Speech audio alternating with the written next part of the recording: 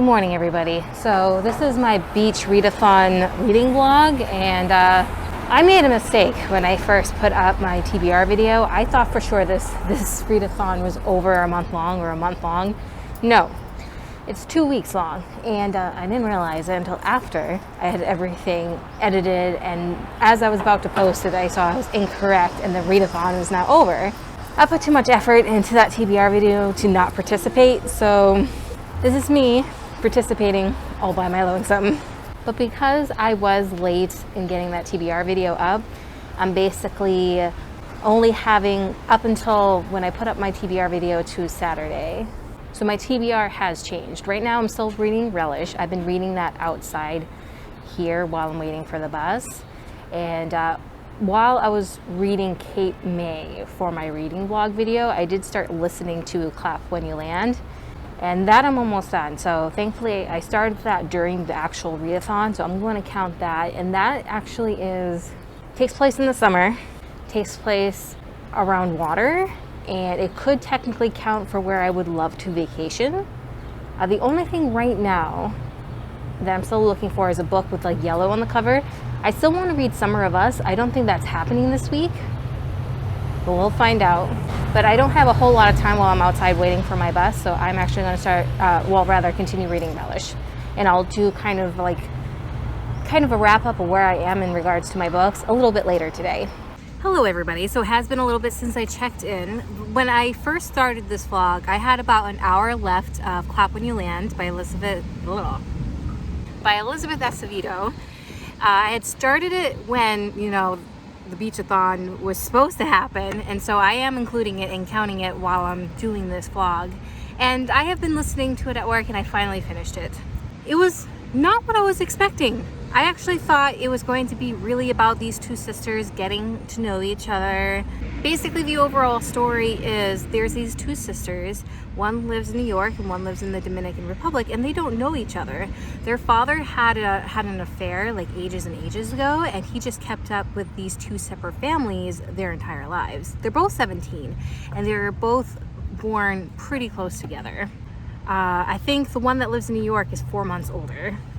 And he kept up with this secret life of these two families, except like the parents, like the mothers knew about them, and everybody just kept this secret from the kids.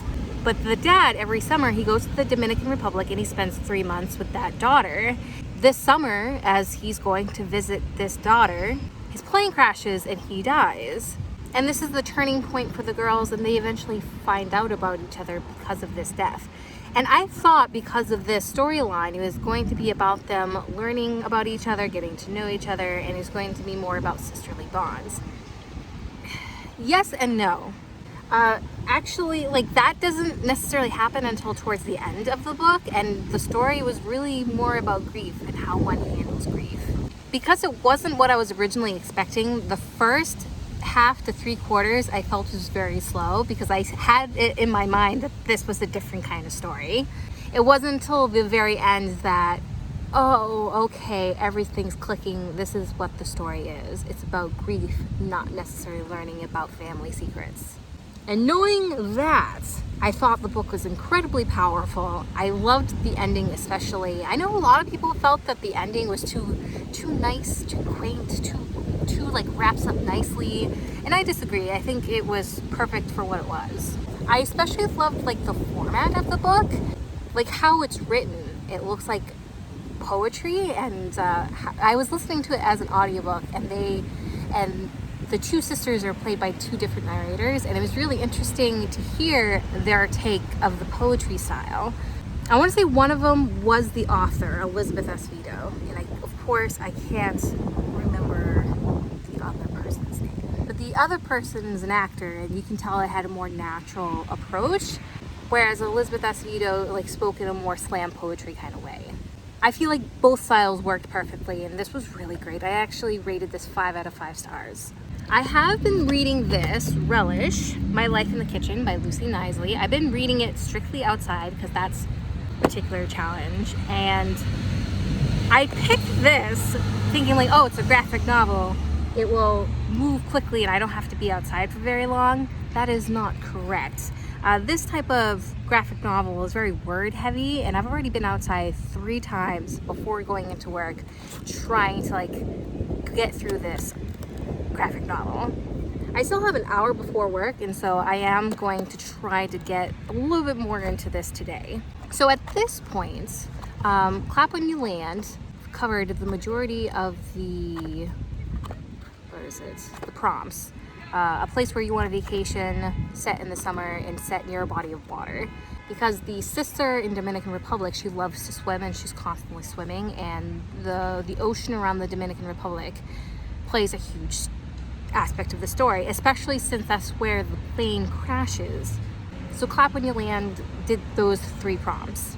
This is the read outside prompt, and then the only one I have left is the read a book with a yellow cover, or has yellow in the cover. And that I actually chose like Shadow of the Batgirl. I don't have the book in front of me, and so I'm trying to remember it offhand. It follows Cassandra Cain and her story of how she becomes Batgirl after Barbara Gordon. I can never remember her last name. It's Gordon, right? Commissioner Gordon. As you can tell, I'm not super familiar with that DC universe. I actually didn't realize that someone else becomes Batgirl after Barbara. And because I didn't know that, I don't have a whole lot of nostalgia when it comes to this character. And so it was enjoyable. I especially liked the art style. And I liked the idea how the overall theme was, you're not how you're raised, it's how you're, like, the decisions you make. Yes, you can be raised to believe a certain thing, but that doesn't necessarily make it true for you. Her father is one of the supervillains of Gotham, and she was raised to be an assassin for him. And she was very good at what she does until one day, as she's about to kill a target, the target goes, "My daughter, tell her." And he had such love in his eyes for this daughter that it like shakes Cassandra to her core, because as far as she knew, daughter didn't necessarily mean love. And so she abandons that life and tries to figure out what life means for her. And that's where she meets Barbara, and she meets a couple other characters in this. And she learns what love is. Of course, her father eventually finds her, and I'm not going to go too much into it. But she then has to decide how she's going to confront her father. So I enjoyed it. I didn't necessarily love it, and so I've rated this 3 out of 5 stars. So at this point, I've completed 4 of the challenges, and this is the only one I have left. Read this outside. Yeah, I guess I'll start reading, and I'll check back in with you guys to see how I'm doing here.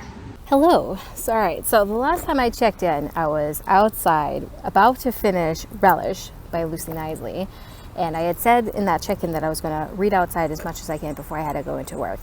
I was able to read for a little bit more until my coworker came out of work, and we were both just waiting around. I was waiting to go into work, and she was waiting for the next train, and we're pretty friendly, and so we started talking. So I did read for a little bit, but not as much as I had wanted to then. I actually didn't finish it until I was going into my other job. I sat down, read it, and finished it before going into work. So that prompt is now completed, read outside. I was pretty confident I had completed everything, but I realized I misunderstood read a book with yellow on the cover is read a book with a yellow cover. So I read, let me grab the ones that I did read this week. So I did read Shadow of the Batgirl. As you can see, there's yellow on the cover. And I did read Clap When You Land, and I thought there was yellow in this cover, maybe not. No, there's no yellow on this cover. So the only thing I did complete for that is this, but it's not a yellow cover. There's yellow on the cover, but it's not a yellow cover. I'm counting it. And this one, Clap When You Land, I did say completed, set in the summer. It's set over a body of water, or like it takes place on an island, the Dominican Republic, which is surrounded by water, and our main character likes to swim. So that water prompt is now completed. And this takes place in an area where I would love to vacation. And honestly, I can go for a vacation right now. Which leaves Relish, which is read the outside prompt. So I'm considering this a win, even though this was a mess of readathon vlog. I was obviously not prepared enough for this readathon, but it happened, we did it, we got it done. So here's my little review on Relish. I didn't love it as much as I did the other books. Basically, it is a memoir of her relationship to food. Her parents are food snobs. Rather, the mom is a food caterer, so she's very much into food. And the dad is also not necessarily a food critic, but he loves food enough to where he has very high standards for food. So that's how she grew up, with this love and appreciation for food. It was even to the point where her parents would like make faces whenever she would get McDonald's. In fact, she went on a trip to Italy with her father. This was after her parents had gotten divorced, and her father took her to Italy to like really appreciate the sights and the food. And she, of course, was an angsty preteen or teenager or whatever, and so she didn't really necessarily appreciate the trip. And while her dad was asleep, she went to get McDonald's, and her dad was mad. And he told the mom, and the mom was like, oh, there's like gross stuff in the burgers, don't eat it, to try to deter her. And of course that didn't necessarily stop her. I feel like her relationship to food is very privileged. Like, she was telling stories of all the catering stuff that she'd go to because her mom was a caterer, and all the different kind of food that she got to try. And my special nights growing up was like boiled hot dogs and like baked beans from a can and brown bread from a can. That's what we had on Fridays, and that was like a big thing. Not necessarily a big thing, but it was like the special thing, like the special thing of the week. And she was talking about how she had like steak tartare at like 6 years old. It's very cool learning about her story. There was obviously that disconnect between us, and there was actually like a moment where like she talked about like how fast food is considered that thing where, I see the panel in my head. But basically how fast food, like people view fast food as, oh, fast food is what's making me fat. And she had like a panel of fat people blaming the food that they were eating, or blaming McDonald's, and kind of making this snarky comment of like, oh, not realizing it's really them who's responsible for their food intake. I'm probably gonna have to talk about this later once I look at this panel better, but that made me like, fat people don't feel that way. It's the skinny people who think fat people feel that way. So again, that disconnect. Honestly, I was going to rate this 3 out of 5 stars, but because she did include fun recipes and illustrated in this fun way, I really appreciated that. So I rated this 3.5 stars out of 5 stars, simply because I liked the recipes.